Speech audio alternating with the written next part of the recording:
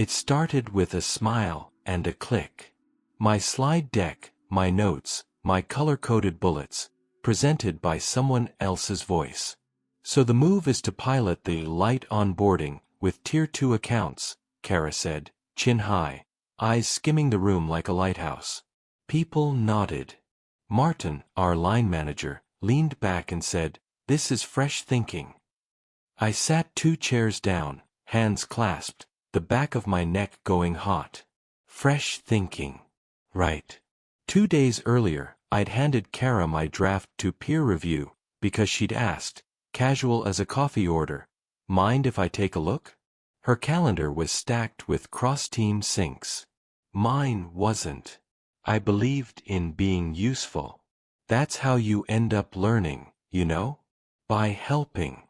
Somewhere between, "Sure, feedback welcome," and "walk me through your goals," she found the cut-and-paste keyboard shortcut.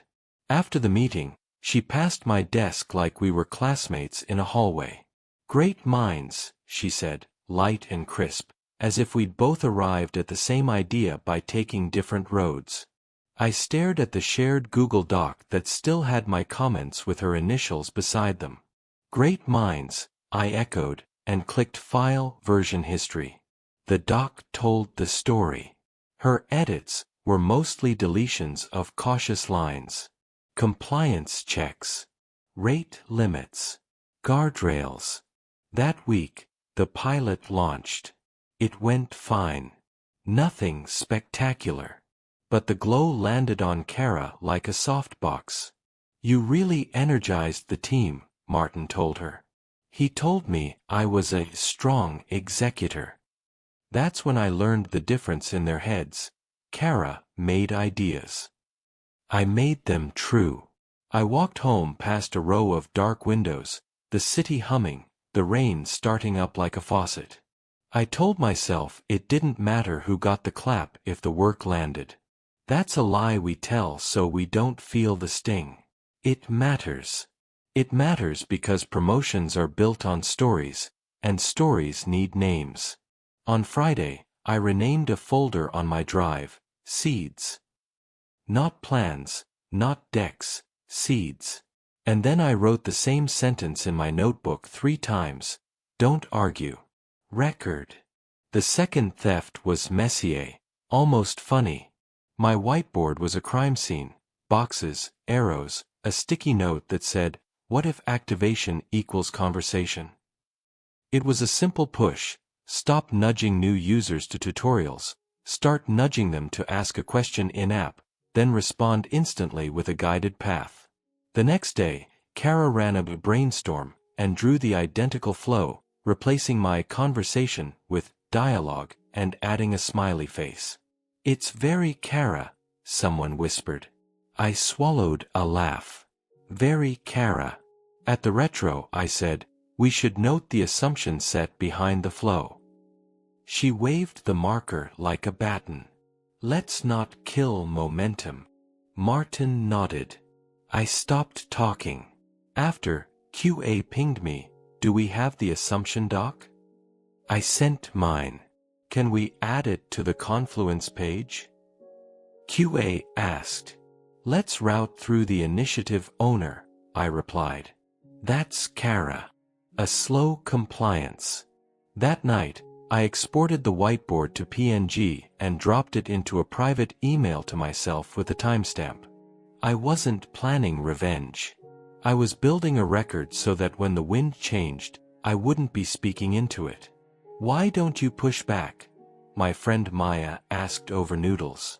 "Because I don't argue in rooms where I'm already outvoted," I said. "I make a new room." She raised an eyebrow. "And where is this new room?" I tapped my notebook. "Under construction." The third week, Kara booked time with the VP. Top-line growth, Q3. Her deck had a section called North Star. It was my heat map with her fonts. Martin DM'd me, "Can you join and take notes?" The words tasted like paper. In the meeting, the VP said, "I love the ambition." Then he paused. What's the dependency profile? Kara smiled. Contained. I watched the word float across the table like a helium balloon. Contained. The VP nodded slowly. If it's contained, you own it. We'll put your name on the QBR. The helium hit the ceiling. Kara grinned at me like we'd both won. On my way out, I stopped by the legal counsel's desk. What's our position on proactive in-app messages that route user data to a third-party NLP? Jenna frowned. Depends on the vendor. Most are fine, a couple require explicit user consent and a separate clause. Which couple? I asked. Dalco and Meridian, she said. I wrote the names down, underlined them twice, and circled the word, dependencies. The setup arrived like a quick favor. Kara pinged, can you gut check the frictionless upgrade concept? She attached a doc titled, Glide Path. The bones were good. They were mine. The muscles were hers, sleek, presentation-friendly, allergic to caveats. I read line 7 and stopped. She'd assumed Meridian, the cheaper NLP vendor, could process our chat volume without rate limiting. Meridian's free tier throttled at 15 RPS. Our onboarding spike hit 60. I breathed in, out. If she wanted a clean runway, I'd hand her one. But this time I'd put the cones where everyone could see them. I duplicated the doc. My copy had a boring name, Glide Path, Assumptions and Risks. I added a table with 3 columns, Assumption, Evidence, Failure Mode. Meridian can handle 60 RPS. Evidence, vendor doc, link, sales email, screenshot, stating 15 RPS unless enterprise tier signed by finance. Failure mode, intermittent 429s, silent drops, unreliable conversion metrics, public demo risk. I added 2 mitigations. A. Keep Dalco expensive, in shadow as a fallback. B. Scope the live demo to a sandbox environment with synthetic load. Then I shared my doc with Kara. Notes attached, I wrote. Happy to help. An hour later, I checked version history. My table was gone. The words, contained, appeared twice where nothing needed containing. She had deleted risk like it offended her slide. So I did something that felt like playing chess against myself.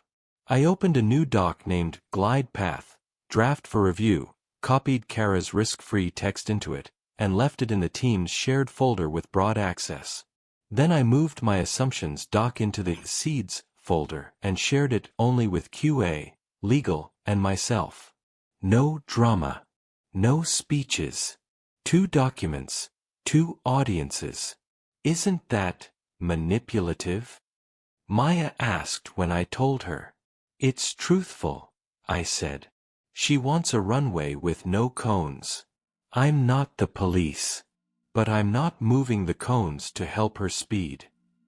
Kara scheduled a live demo for the global all-hands. We'll show frictionless upgrades in real time, she beamed. No more walls. Just glide. Martin clasped his hands like a proud uncle. Love the energy. I put a sticky note on my monitor. Do exactly what she asks. Nothing more. Nothing less. The week before the demo, Meridian sent a cheerful email. So excited to partner. Quick reminder. Free tier capped at 15 RPS. For your event, you'll want Enterprise. Here's the order form. Kara forwarded it to me with one line. Can you handle? I replied, I don't have signing authority. She pinged finance. Finance replied, we can't sign by Friday. She pinged me again. Can we risk it? It's just a slice. I wrote, we can demo in Sandbox or throttle traffic manually. She sent a thumbs up emoji and never added either to the run of show. I reminded QA about the fallback. We'll keep Dalco warm, they said. But we need leadership sign-off to switch vendors in a demo. I flagged Martin. He said, don't stress the team with edge cases. Edge cases. 45 RPS. The run-through was flawless because it wasn't real. 10 participants. Hand-picked. An engineer spoofed the chat stream to exactly 10 requests per second. Kara glowed. Perfect, she said. No need for a plan B. The day before the demo, I added a note to the Confluence page, Assumptions, Meridian RPS. I linked Jenna's guidance. I linked Finances, Cannot Sign. I linked QA's fallback plan. A tidy chain of breadcrumbs, nothing more. Why are you writing with mittens on? Maya asked over FaceTime. Because I'm not setting a trap, I said. I'm building a map of what's true. If we choose to ignore it, that choice will leave footprints. At 8:57 a.m., the all-hands counter ticked past 900. The chat was fizzy. Kara stood near the camera with a clicker. The VP hovered, smiling. Martin whispered, "This is Kara's moment." I pulled up Grafana, split my screen. One panel for RPS, one for 429s. "Okay team," Kara said, "watch how our upgrade path just happens." She hit enter. The first wave rolled in. RPs, 22. 429s, 3. Second wave, 41/12. Third wave, 58/27. The chat flickered. I'm getting an error. Loading. Did it freeze? Kara smiled tighter. Click. Click. Another wave. RPs, 63. 429s, 31. My phone buzzed. QA. We can flip to Dalco? I pinged Martin. Approve switch. He typed. Wait 60s. 60 seconds is a lifetime when the feed is choking. The VP leaned in. Is this expected? Kara nodded. Too fast. Just a cache warming issue. My panel said otherwise. Meridian was throwing rate limit tantrums like a toddler. QA. We have to flip. Martin. Hold. The VP. Kara. She swallowed. One SEC. She glanced at me. Can you? I said, with every muscle still, I don't have approval to switch vendors. Silence. She blinked. The VP turned to Martin. Approve it. Martin nodded. QA flipped the switch. The 429s dropped to 0 as if the graph had learned manners. The chat calmed. The demo limped to the finish. The applause was perfunctory, like clapping for a plane that landed late with a singed wing. Kara exhaled. We recovered, she whispered to me. I looked at the dashboard, at the cliff in the aeroline at exactly 9:06. We did, I said, and left the room. The post-mortem invite hit at noon. Title, Glide Path, What Happened? Owner, Kara. Attendees, VP, Legal, QA, Engineering, Finance, Martin, me. I spent lunch screenshotting graphs and printing emails to PDF. Not to wield them. To be ready when someone asked, how? We started with Kara's timeline. From kickoff to demo, everything was green, she said, clicking through slides. Until Meridian throttled. We adapted. The VP laced his fingers. Why didn't we foresee throttling? Kara glanced at me like a handoff. Our assumptions indicated the load would be manageable. The pronoun, our, landed on the table between us. Jenna from legal raised a palm. We have an email in which finance stated enterprise couldn't be signed in time. That should have changed the risk rating. Finance nodded. Correct. QA added, we proposed a sandbox or manual throttle. Engineering chimed, we created a fallback with Dalco. The room turned like a tide. Kara tried to smile. We wanted to keep the moment crisp. The VP asked, who was the assumption owner? Kara inhaled. The plan was mine. She tried to make it brave. It sounded like ownership until the next question, where are the assumptions documented? I clicked my link in the chat. Confluence, Assumptions, Meridian RPS. Jenna added her link. Finance added theirs. QA added theirs. The page looked like a small town at night, lights turning on in sequence. Martin squinted. I don't remember seeing this. I kept my face adore. It's been up since Wednesday. Kara's cursor hovered near the chat. She didn't click. The VP scrolled. Slow. I see a second document, he said. Glide path, assumptions and risks. He opened it. My table filled the TV. Evidence. Failure mode. Mitigation. The silence went specific. Kara swallowed.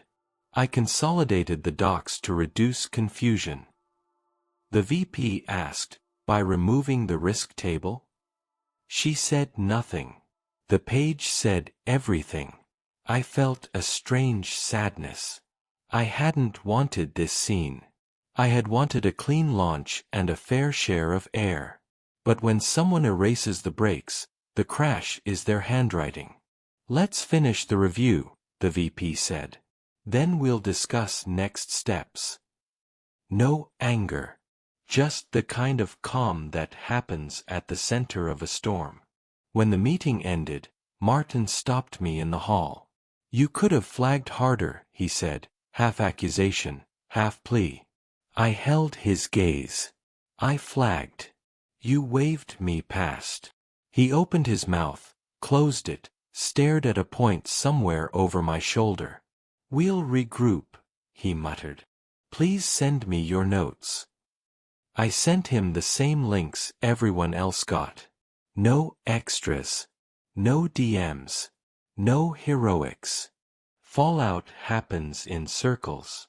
The first circle is always the stories people tell each other by the coffee machine. Meridian throttled. Kara pushed too hard. Martin should have stopped it. We all saw the doc. There's fairness in the noise if you listen long enough. HR pinged me for a context conversation. Jenna joined. So did the VP. We want to understand the decision flow, HR said. I repeated facts. The email from Meridian, finance's timeline, the proposed sandbox, the fallback, the approval lag. Were you trying to make Kara fail? HR asked, soft. I almost laughed. I was trying not to be the person who yanks the wheel after he's been told not to touch it. Could you have pushed for canceling the live demo? The VP asked. Yes, I said. And risk being labeled a blocker. Next time I'll wear that name earlier. The VP nodded. Next time, I expect you to. Back at my desk, I opened Seeds. On top sat a doc I hadn't touched in weeks. Onboarding 2.0, Staged Path. It was the plan before Kara stripped the guardrails. Same outcomes, different route. Start with a cohort, fake the hard parts with a concierge team, learn, automate, then scale. Boring. Safe. Proven. I stared at it. Maya's voice in my ear, make a new room. I scheduled a skip level with the VP. It felt like jumping a fence. I have a parallel plan, I said when the Zoom blinked on. It has the same goals. It won't trend on Slack. I shared my screen. He listened. He didn't smile. When I finished, he asked 3 questions that cut meat from bone. Who owns execution? 2 engineers, a designer, me. How fast? 2 weeks to first signal. What do you need? Permission to move without a launch narrative. And, honestly, air cover. He nodded once. You have it. Keep Martin in the loop. Kara can focus on post-mortem actions. I exhaled after the call like I'd been underwater. At 6 p.m., Kara appeared by my desk, arms folded. You really enjoyed that, she said. I closed my laptop. No, she tilted her head. You could have saved me. I felt tired to my teeth. I wrote the seatbelt into the car. You cut it out. I wasn't going to hold it across your chest while you drove. She stared at me like she'd never seen me before. You're not as nice as you look. I'm not nice, I said. I'm careful. She walked away without a sound. Staged path wasn't pretty. There were no hero slides, no phrases like glide or frictionless. We picked 30 new accounts and treated them like VIPs without telling them we were hand-cranking the experience. A human watched the trigger. A human nudged the message. A human answered the first question. We mapped the path in pencil. Isn't this manual labor? An engineer groaned. Yes, I said. Briefly. The designer, Liv, loved it. I want to hear their words before we cement the UI. QA was relieved. We can break it without breaking the company. 2 days in, we found the worms. The welcome copy was condescending. The timing was off by 2 hours for EMEA. The CTA looked like a pop-up ad. We changed all 3 by lunch. No governance deck. Just fixes. On Friday, we looked at the first line in the only metric I cared about. Activation within 24 hours. It moved from 18% to 29% for the cohort. It's noise, someone said. It's a signal, I said. If we keep not breaking, it becomes a story. Martin forwarded a calendar. QBR dry run, add staged path? I typed, it's not a launch. He wrote. The VP asked. I swallowed. Air cover, remember? I added 2 slides, what we changed, what moved. Kara sat at the far end of the table, phone face down. She watched me present with a look I couldn't name. Not hatred. Not yet. Maybe bewilderment that I hadn't lobbied for applause. When the VP spoke, it was simple, do more of this, less of the other. After the meeting, Liv high-fived me. We shipped small, we learned big, she sang. The engineer who'd groaned earlier said, okay, I'm into it. I went home and fell asleep on my couch with my shoes on. Sunday night, an email arrived from HR to Leadership Stream. Subject, Code of Conduct, Attribution and Documentation. The PDF was boring, thorough, and 5 pages longer than it used to be. A new section glowed, Attribution Expectations for Ideation and Synthesis. It referenced version history, assumption logs, and shared artifacts. The policy didn't mention names. It didn't need to. When consequences came, they came in polite wrapping. Kara was invited to rotate to partner marketing. Lateral, not down. A place to rebuild trust, HR said. I expected anger. What I saw was something like grief. She came by my desk, not to apologize, not to accuse. It's quieter over there, she said, attempting a smile. Maybe I need quiet. I nodded. Do good work. She looked at me a long moment. You will, won't you? She asked. It wasn't a compliment. It was a fact thrown like a stone into a pond. Martin's 1:1 calendar changed tone too. More questions, fewer pronouncements. What do you need from me? He asked once, surprising us both. An answer when I ask for a decision, I said. He laughed, winced. Deserved. Staged path kept rolling. We widened the cohort to 100, then 2. At 200, we felt the limits. Time to automate the parts we now understand, Liv said, tapping the prototype. We wrote the components. We used Dalco from day one. We never saw a 429. On a Tuesday, the VP swung by our pod, hands in pockets. You're boring me in exactly the right way, he said. In Q3, boredom is growth. He smiled and kept walking. It would be easy to say I felt vindicated, triumphant, bathed in justice. The truth was quieter. There's a flavor of relief that tastes like sleep. One night, Maya and I sat on my stoop with takeout. You didn't stab her, she said. You handed her a mirror. I chewed. I handed her my work, and she removed the parts that made it safe. Maya nodded. Then she tripped over the parts she removed. We ate in silence for a while. Do you ever feel petty? I asked. She grinned. I am petty. You're methodical. I opened my notebook. New page. New sentence. Don't argue. Record. And build. QBR Day arrived in its usual costume.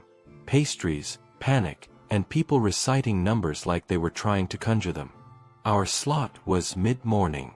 I wore the same shirt from the first theft, superstition pretending to be style. The VP introduced the section without fireworks. We tried 2 approaches this quarter. One was a big bet that stumbled in public. We learned. The other was a small bet that kept its promises. We scaled it. Both were attempts to serve new customers better. I walked through our results. No adjectives. No metaphors. The graph was the only sentence that mattered. Activation moved from 18% to 33% for new accounts over 6 weeks. Churn decay flattened a notch. Support tickets didn't spike. They dipped. We had quotes from users in 12-point font. I felt guided, not sold to. It made sense to do it now, not next week. Small words like clean water. The CFO asked one question, unit economics when we automate? I showed the model. He nodded. Green. The VP closed the laptop. Green is my favorite color. After, in the hallway, Kara stood by the water cooler. Good deck, she said. It wasn't sarcasm. Thanks, I replied. I liked your tagline, she added. We didn't have one, I said. She smiled without teeth. That's why it worked. She took a breath, like stepping off a curb. I'm not going to apologize for ambition, she said. But I will say I confused speed with skill. I didn't rescue her with a joke. I didn't stab either. Learn fast, I said. Just don't delete the seatbelts. She nodded, almost a bow, and walked away. I watched her go, an entire subplot exiting stage left. That afternoon, Martin forwarded a note from the VP. Promote Alex to Senior PM. I read it twice, then a third time. Not because I doubted it, but because I wanted to feel the weight of a sentence that made room. I didn't celebrate on Slack. I closed my laptop, put on my coat, and went outside where the city was noisy and stupid and honest. I let myself grin at a bus stop. A kid feeding pigeons looked at me like I was weird. I waved at him. He waved back. Months later, someone new joined our team. Fresh grad, bright eyes, fast hands. She asked me in her first 1:1, "How do I get credit here?" I wanted to give her the angry answer, the cautionary tale in all caps. Instead I said, "Make other people's work easier.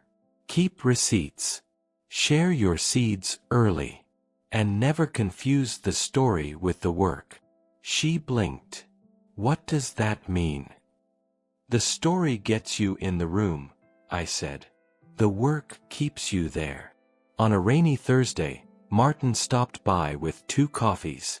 "I'm trying to be better at saying this out loud," he said, awkward. "You were right about the assumptions." I shook my head. "We were all wrong about the incentives." He laughed, a real sound. "Maybe we fix those next." I still keep the seeds folder. I still write the same sentence at the top of every new doc. Assumptions. Evidence. Failure mode. It's not exciting. It's a map. And maps are how you get somewhere on purpose. Sometimes I think about the first meeting, the smile, the click, the fake surprise when people loved my idea in someone else's voice. I thought revenge would feel like a cymbal crash. It didn't. It felt like a spreadsheet balancing. Quiet. Correct. Complete. Maya texted me a photo last week, a billboard that said, "Move fast, don't break things you need." I laughed aloud in my kitchen. Then I opened the staging dashboard and watched the line crawl steadily upward, patient as a sunrise. I didn't ruin Kara. I didn't loosen screws or hide tools. I told the truth, slowly, with links. I let her act on the version of reality she kept insisting was real. And when it broke, I didn't say "I told you so." I did the work. I did it again the next day. That's the whole trick, if there is one. That, and never deleting the parts that keep people safe. When the new grad shipped her first tiny feature, she slid her laptop over to me with her eyes shining. "I wrote the assumptions," she said, pointing. "And the failure modes." I smiled. "Good. Now let's go make it true." Outside, the rain started again, steady on the windows. Inside, the graph kept moving like it had nothing to prove. And that was better than applause.